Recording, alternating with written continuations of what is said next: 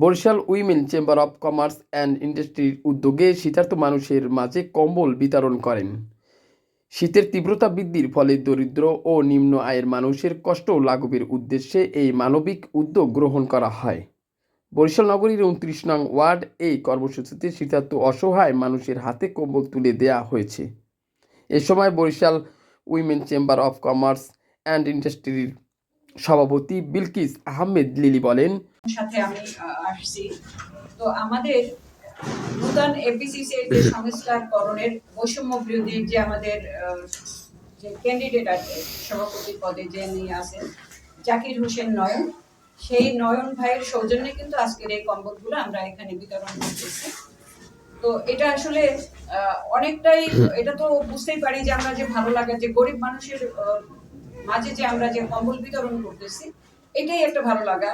এবং আমাদের সবসময় আমরা যারা জিপি মেম্বার আছি আমরা সবসময় জাকির ভাইয়ের সাথে থাকবো। এবং জাকির ভাই আমাদের বরিশালেরই মেহমান, উনি কিন্তু আমাদের চেম্বারে আসছিলেন, খুবই একজন ভালো মানুষ। আমরাও চাই যে সবসময় জাকির ভাইয়ের সাথে আমরা থাকবো, তার সাফল্য সবসময় আমরা কামনা করব।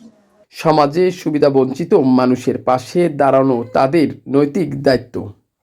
শীত মৌসুমে কেউ যেন কষ্ট না থাকে সেই লক্ষ্যেই এই কর্মসূচি পরিচালনা করা হয়েছে।